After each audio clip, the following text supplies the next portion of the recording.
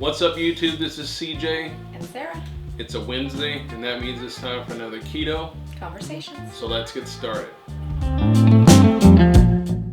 So we are back with another Keto Conversation. We hope that everybody is doing well. We are still going to be, from time to time, probably glancing up at this big monitor that's in front of our face, but it's not that big. Hopefully this week we do better than last week because it's not new. So we wanted to come back, I guess, and retouch on, we talked a little bit last week about how we just started, I guess maybe refocusing on fasting, because you really hadn't stopped. No, I wouldn't say that I had stopped, although I had loosened up what I had been doing over the last, 6 to 9 months. And I had started to notice the difference for myself personally and how I felt, how my clothes were fitting, and etc. So I just wanted to kind of recommit. Yeah, and so when we talk about fasting, we're not gonna. I guess I want to make sure that we're talking about intermittent fasting. Right. We're not talking about doing any extended day fasting, but intermittent fasting. We have done extended day in the past a couple of years ago. Yeah, years ago. And that, that was fine for us at the time, and a lot of people choose to do that. Sure. Even a couple of times a year or once a year. Some people do it for religious reasons, like Ramadan just happened, but that kind of thing. But yes, like CJ said, we were talking about intermittent fasting. Intermittent fasting, and first of all, I guess I'll start by saying, whether you fast or not, it doesn't mean that to do keto, you don't have to fast. I remember years ago, it felt like when I was watching videos on YouTube, it felt like if you did keto, some people thought you also had to do intermittent fasting. They're not mutually exclusive. And they're not mutually exclusive. You do not have to do intermittent fasting to have success on keto or vice versa. There's a lot of people who do keto by itself. There's also a lot of people who practice intermittent fasting and do not eat ketogenically. And just eat anything they want. Yes. Yeah, and they eat anything they want. But we're talking specifically about intermittent fasting. That's what we're doing. That's kind of what we recommitted to. And we just want to talk about how things are going and how we're feeling as we've gotten into it. Now, I sent Sarah a text today or an email or something, and I thought we had been doing this for 2 weeks. It felt like we've been doing this for 2 weeks. Why haven't I lost a gratuitous amount of weight at this point? And I said, well, honey, it's been 8 days. Yes. And he's like, oh, well, I'm just going to shut up now then. Right. And I'm like, no, it's fine. Because we're doing this together to encourage each other. Yeah, so I want to say something about that. So we get it when you guys are in a panic about the scale not changing. Believe me, we get it. We understand. We're doing keto. We're trying to lose weight or had lost weight just like you have. So we've been through all those things. So we get it. So again, today I just, I'm thinking we've been doing this for 2-3 weeks. That's what it feels like. And wondering how come I haven't lost any weight. Well, why are my clothes not falling off yet? It's been a whopping 8 days. And so I reset my attitude about weight loss and even fasting. But fasting is a personal choice. You can decide to do it or not. We're going to link to a pretty good article about how to start some really basics about intermittent fasting. But we want to talk about our experience with it and how things are going over the last 8 days, which feels like 2 weeks. And we're going to be referencing an article in this from Healthline, and it's interesting, talking about weight loss and fasting, is that yes, you can use fasting for weight loss, but it is also going to be a realistic expectation, just like everything else, because you should expect a weight loss of around a half a pound to a pound a week. So you're still looking at, between 2 to 4 pounds a month. So we do still have to practice some form of realism when it comes to weight loss. Even with the ketogenic diet, we've been on the ketogenic diet for a number of years now. So of course, weight loss is going to be different the longer you are on a program. We can't expect to perhaps lose weight as quickly as we once did a couple of years ago when we were a lot more overweight. So sometimes that's something that needs to be factored in when you're talking about weight loss. At this point, in a lifestyle is that things might be a bit slower just simply because you've already lost a great deal of weight. So sometimes things can slow down a bit anyway. Sure. So, Sure. which is hard. It's hard to hear sometimes, but right. It's just a fact. Right. So. All right. So we're doing intermittent fasting. How's it been going for you?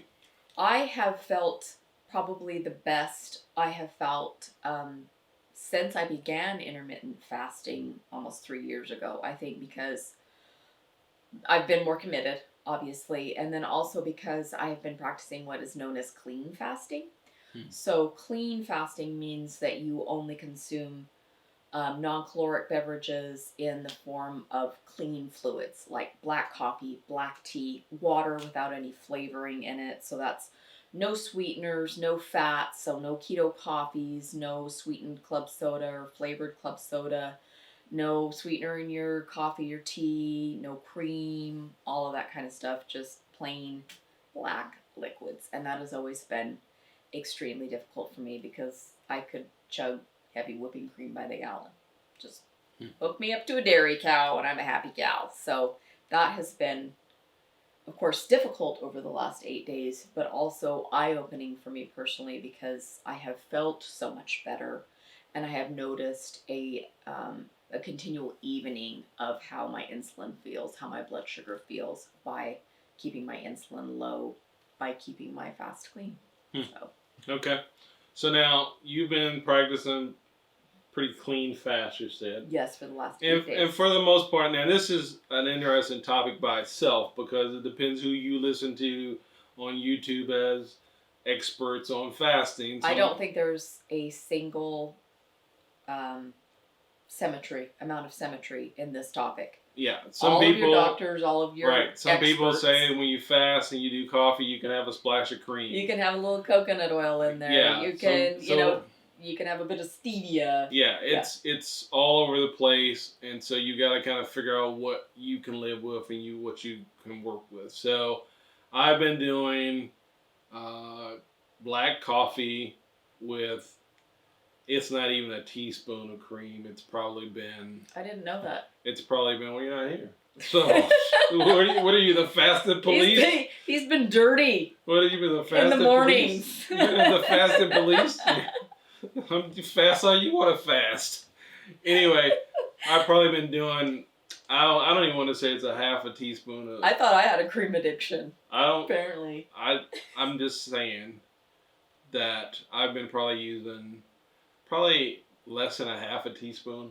I mean, so when I put the cream in, it's like barely doing anything. It's pretty negligible. Yeah, it's barely doing anything. And I also have been using cayenne pepper in my coffee, and sometimes salt. Yes, I have been using salt. So I've been using salt for the whole, to keep electrolytes up. And for me, I feel like, because I've been doing black coffee, I feel that the salt, and my sister does this too, that it helps make sure that you don't have any bitterness in your black coffee, because sometimes black coffee by itself, especially if you're using a darker roast, can have just a slight bit of bitterness. So I think that salt kind of helps make it just a bit smoother as well. So now you've been going to, and I wrote this down, you've been doing like 22 hours. I've been doing 22 hours. 22 hours fast, and then eating in a 2-hour window. Right. And I haven't been like deliberately trying to do like, keeping within a window. It's just, we happen to have been eating quite early this last, 8 days.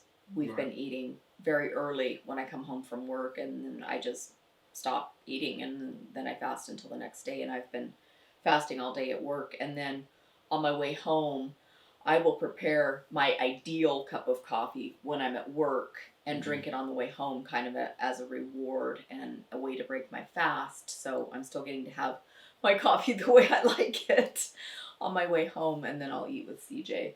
Sure. And I've been doing about, 18.6 is probably the average. So I've been fasting for 18 hours and then have a 6-hour window. Some of your days you've done 19. Yeah. And yes, some days I've had, I've done 19 hours.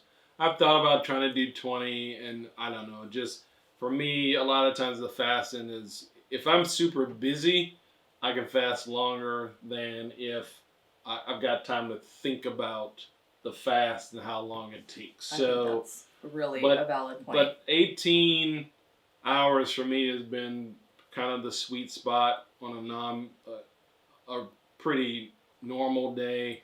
A pretty hectic day, I can actually go 19 hours, sometimes even a little bit further. But which is longer than you have ever gone before, isn't it?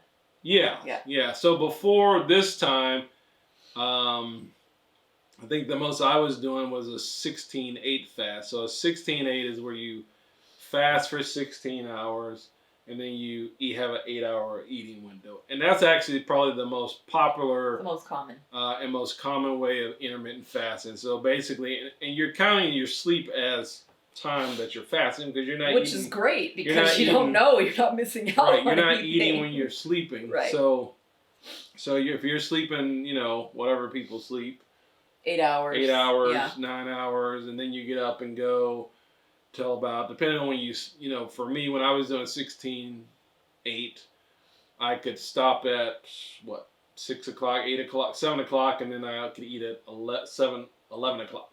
I think I could eat 11, or the math might be off, but it wasn't that far out. Right. I would just mention, basically just skipping breakfast. Right. And breakfast is really breaking your fast. That's so what it can be any time of the day. Right. That's what breakfast is. That's where the word came from. That's where the word came from, is break fast. Right. And it just got what happened as we came into agricultural societies. They had to create breaks for people, just like we have breaks in a workday when we're all at our workplace.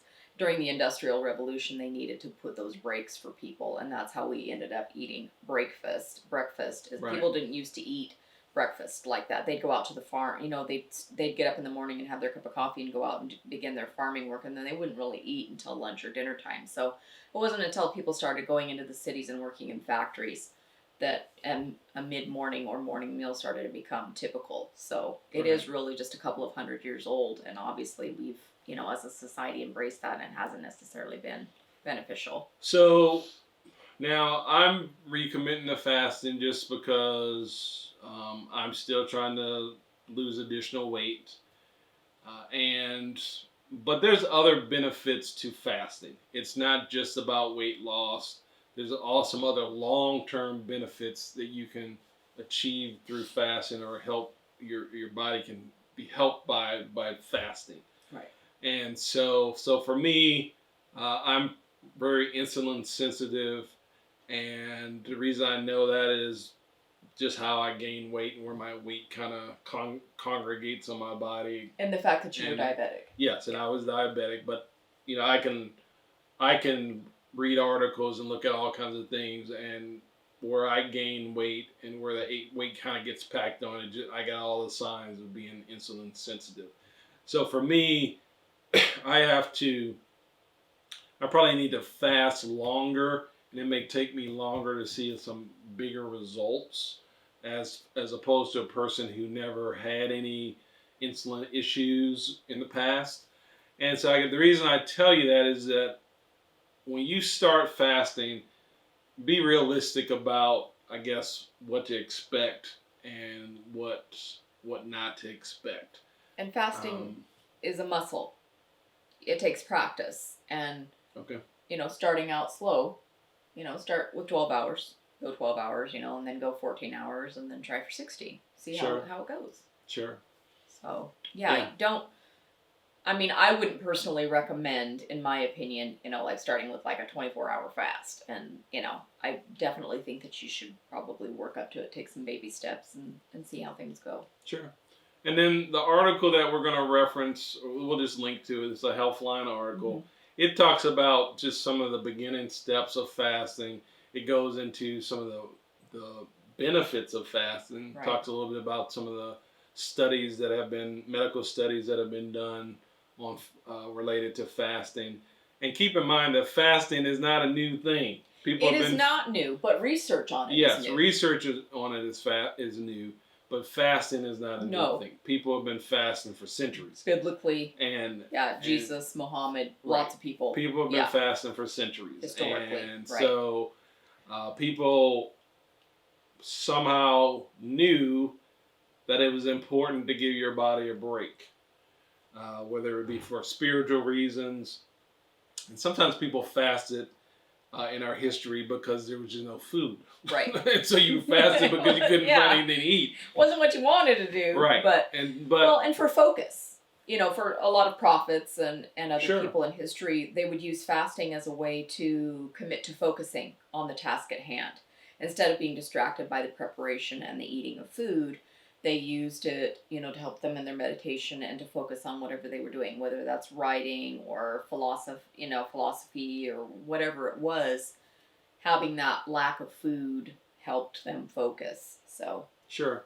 And one of the things you'll notice if you fast, depending on how long what duration you use it, you probably have found, because you've gone 22 hours, you're probably finding that you have all this extra time that you don't have to worry about eating.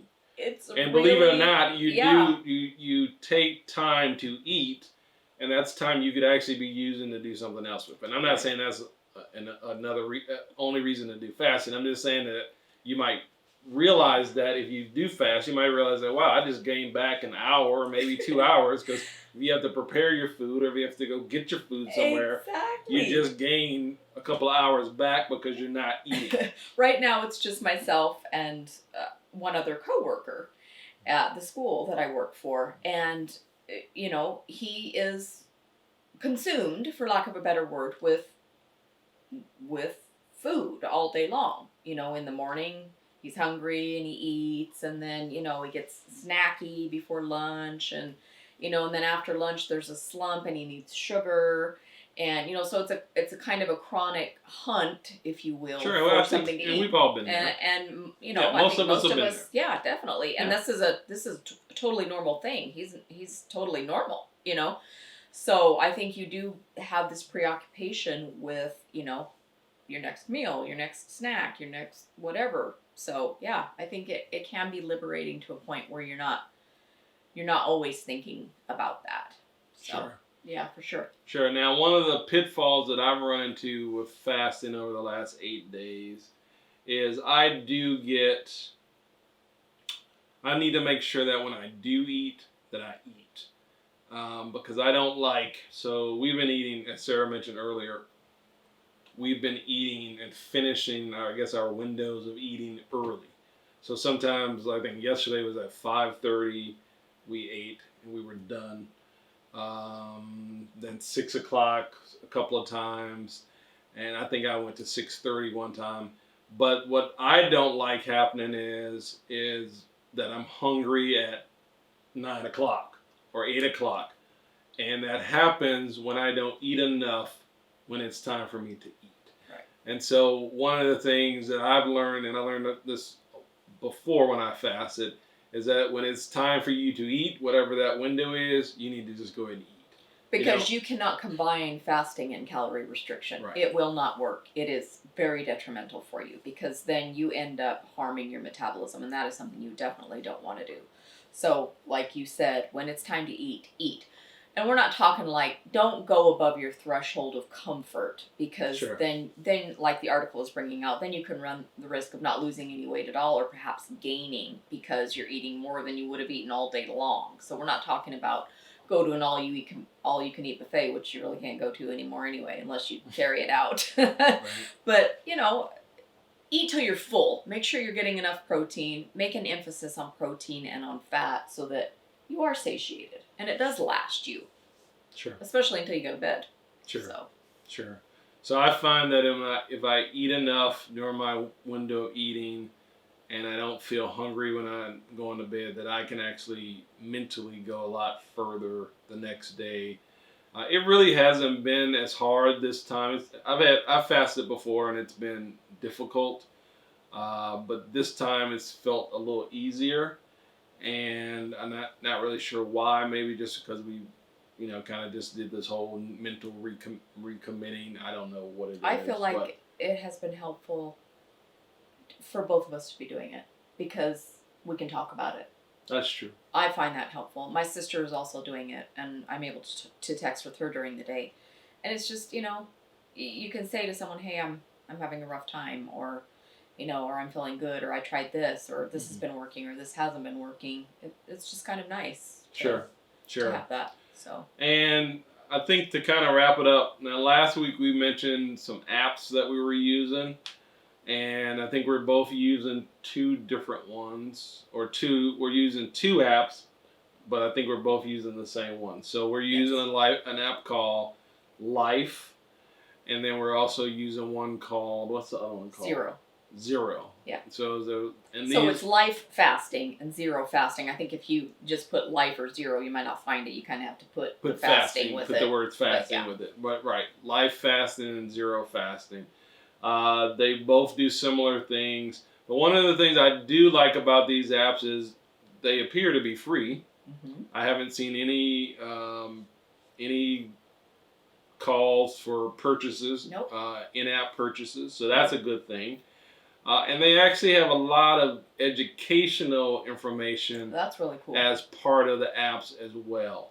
And so again, they're free, but then there's also educational resources built into the apps so that you can learn more about intermittent fasting and how to use it in your life. So, and there's also a sense of community, because I think you can go on there if you choose and join other people, or message with other people and get support. If you're not like CJ and I, and you have a partner in this, right, and you need that sense of community or socializing, just someone to turn to or ask questions to, there is that option within that is still also free. So there is a sense of community if you are wanting that type of experience. Yeah, so I just pulled my phone out, and the Life app right now, it says that there are 779 people fasting right now. And it seems like when I've gone in there and looked at it, they seem like really friendly, down-to-earth people. You're not going to get a lot of judgment or anything like that. I don't know about all that. Well, I mean, the ones I looked at. All you can see is pictures, and they all look friendly, but who knows? Yeah. But anyway. I went in and read some of the threads, so yeah, but if you are missing that feeling. Yes, and so they are kind of designed that they can give you some social support as well if you're needing that with your fast. So again, that was Life Fasting and Zero Fasting, and they both do similar things, but they also have a lot of data that you can enter as well, other health data. You can keep a journal. You can keep, your weight loss. You can keep track of your fasts. Yeah, you can keep track of your blood glucose levels. You can keep track of your ketone. This is cool. You can do your waist circumference. Yeah, you can keep track of your fasting glucose, your ketones, breath ketones. So you can build all this data in here and have all this data. Basically a diary or journal. Right here in your hand. So again, you always have to keep in mind that you still got to do all this stuff. I mean, you've got to commit to fasting. You've got to give it a try. But there's resources out there that are available for you, and it doesn't have to be that difficult. If you start slow, kind of like Sarah said, build your fasting muscle up. You can get into the swing of things and have success with it. So. It can be part of your keto lifestyle, or it can just be part of your fasting can be a lifestyle by itself. So we just wanted to share what's been happening with us and let you know that we're still kind of rocking with fasting for the last 8 days. And I know, I've got to tell my app that I need to start my window, because I think we stopped eating at 5:30. It was even earlier than 5:30. Yeah, was it? So that kind of, now I'm gonna be honest, that kind of irritates me when we stop so early. But then Sarah reminded me that if you stop early, that means you can eat earlier the next day. Yeah. And so it's kind of like, oh, okay, that's good. But then in some ways, it's kind of, you feel like, oh, but if I could eat more, then I can. Maybe I can go. So you have to kind of decide what works best for you. And I've never been much of a late eater, and mentally how you can deal with things. So let us know what you think in the comments. Some of you guys probably have more fasting experience than we do. So let us know what you think in the comments. If you got any tips you want to share to the community, that'd be great as well. We will link to the Healthline article. It is a good article from what we read. And we can also link to some other resources about fasting as well from folks like Dr. Berg, maybe Thomas DeLauer, some other people. Dr. Berry. Dr. Berry, right. Yeah, Dr. So, Fung. Fasting is extremely popular. Right, right. So we hope that you have a great rest of the week. If you're new to our channel, this is our Keto Conversation segment. We do these every Wednesday. We do new recipes every Sunday. So we hope that you stay safe, be well, and we will talk at you later.